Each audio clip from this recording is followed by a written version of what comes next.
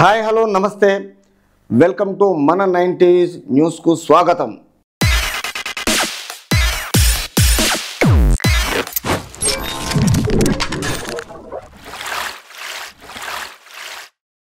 ఆరు గ్యారెంటీలను అమలుకు నిధులు ఎలా సమకూరుస్తారు? భాజపా జాతీయ ప్రధాన కార్యదర్శి బండి సంజయ్ తెలంగాణ చౌక్ కరీంనగర్ న్యూస్ టుడే కాంగ్రెస్ ఎన్నికల మేనిఫెస్టోలో పొందుపరిచిన విధంగా ఆరు గ్యారెంటీల అమలుకు ప్రభుత్వం దరఖాస్తులు ఆహ్వానించడానికి స్వాగతిస్తున్నట్లు భాజపా జాతీయ ప్రధాన కార్యదర్శి కరీంనగర్ ఎంపీ బండి సంజయ్ కుమార్ చెప్పారు। సోమవారం కరీంనగర్లో మాజీ ప్రధాని వాజ్పేయి జయంతిని పురస్కరించుకొని భాజపా జిల్లా కార్యాలయంలో సుపరిపాలన దినోత్సవం నిర్వహించారు।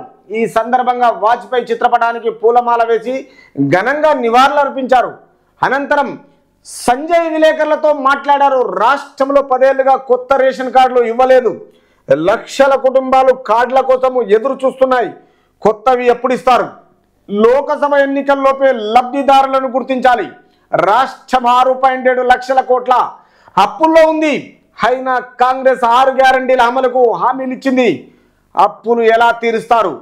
పథకాలకు నిధులు ఎక్కడి నుంచి తీసుకొస్తారు? మీ ప్రణాళిక ఏమిటి? సంపద ఎలా సృష్టిస్తారో ప్రజలకు సమాధానం చెప్పవలసిన బాధ్యత ప్రభుత్వంపై ఉంది। తబ్లీగ్ జమాతే సంస్థ సమావేశాలకు ప్రభుత్వం నిధులు ఎలా విడుదల చేస్తుంది? దీనివల్ల పేద ముస్లిం సమాజానికి ఏమైనా ఉపయోగం ఉందా? ప్రభుత్వం సమాధానం చెప్పాలి। లోకసభ ఎన్నికల్లో భాజపా అత్యధిక స్థానాలు గెలిపించుకుంటుంది, బీఆర్ఎస్ కు డిపాజిట్లు కూడా రావు। ఆ పార్టీని ప్రజలు ఓడించిన కేటీఆర్ సహకారం తగ్గలేదు, అహంకారం తగ్గలేదు, ఇంకా అధికారంలో ఉన్నట్టుగా భ్రమల్లో ఉన్నారు। 50 లక్షల కోట్ల ఆస్తులు సృష్టిస్తే తెలంగాణలో 6.7 లక్షల కోట్లు అప్పులు ఎందుకు చేశారు? భూములు ఎందుకు అమ్మారు? వేతనాలు ఎందుకు ఇవ్వలేకపోయారు అని ప్రశ్నించారు।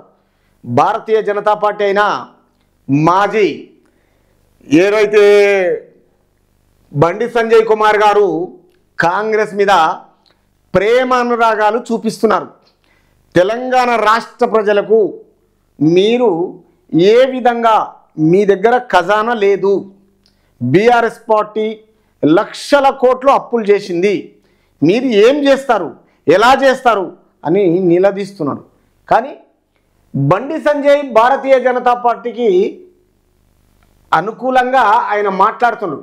కాంగ్రెస్ ఎన్నికలు మేనిఫెస్టోలో పొందవలసిన విధంగా మీరు 6 గ్యారెంటీలు ఇచ్చారు, అవును 6 గ్యారెంటీలు ఇచ్చిండ్రు, వాళ్ళు నిర్వర్తిస్తారు। మీరు విపక్షగా జాతీయ పార్టీ అయిన భారతీయ జనతా పార్టీ మీరు సపోర్ట్ చేయనప్పుడు, మీరు మాట్లాడినప్పుడు మీకు సంబంధమే లేదు, మీరు చూస్తూ ఉండండి కాంగ్రెస్ పార్టీ హామీలను ఎలా నెరవేరుస్తుందో। కానీ మీరు సహకారము అందించవలసిన అవసరమే లేదు। కాంగ్రెస్ పార్టీకి విధి విధానం ఉంది,